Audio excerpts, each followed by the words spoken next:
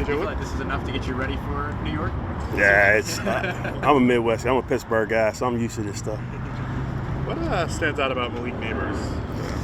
He's special. Well, part of it, when you're evaluating guys coming out of college, like DBs, you want to see him play against the best receivers. So a lot of DBs I looked at, if they played LSU, I was watching that game, so I noticed him right away. But I think he's an electric playmaker. I think very good just in terms of his catch radius, very good run after the catch. Quick. He can do it all. He really has like a slot receiver movement skills, but has the size to play outside, And I'm guessing Kool-Aid was one of those guys that... He was. Yeah. He mentioned that. I said, hey, you did it in college, now it's time to do it in the NFL. So I definitely took advantage of that. But he's familiar with them, you know what I mean? So it'd be a good matchup. What do you remember about watching kind of their college battles? Like what stood out to you about how they... I watched so many plays. I just remember, in general, that he played well in that game. It was a good battle, but... So what has led to frustrations with the run defense or lack of consistency being able to stop the run? Yeah, it was we looked at it because it was frustrating during the game because we was working trying to figure it out.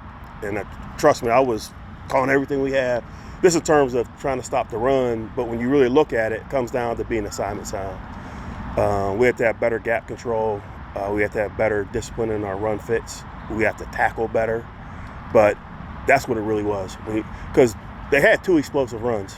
So I think 159 yards rushing, they had 2 explosive runs, but there was a bunch of 8 and 9-yard runs, and that's what we got to eliminate, and it really comes down to playing responsibility football. I don't want to ask you, obviously, to single out players who are making mistakes, but, you have a very veteran front seven, and injuries haven't really hit that group that much. Why would like gap soundness be an issue for guys who've been playing so long? You have to give credit to them.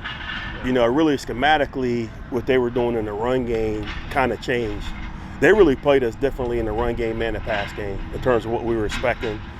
But in terms of how they were running some of their runs was different than we expected. So we were trying to adjust. And as I said, there's some good things we did, but overall, we got to have more consistency with our fits. Speaking of Kool-Aid, we just haven't seen teams go at him a lot in the last couple of weeks. Is that because he's doing something really well, or that's happenstance?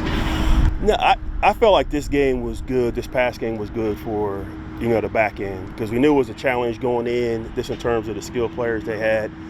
And I think between Puka and Cooper Kupp, they had 60 yards between the two of them. So I think that's a credit. But at the same time, there was a few routes that we let go that cost us in the game. But to answer your question, I don't know. I think he's doing a good job. Want him to be more consistent throughout the whole game, but I think he's improving every week.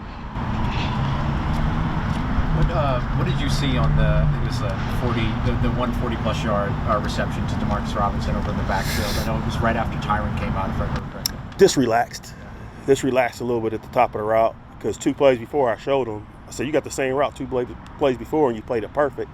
But I think right at the top of the route, he just relaxed for a split second, and when he stuck his foot in the ground, he couldn't catch him. Okay, thanks. Thank you. It's quick. All right, guys. Hey, I'll see you in New York.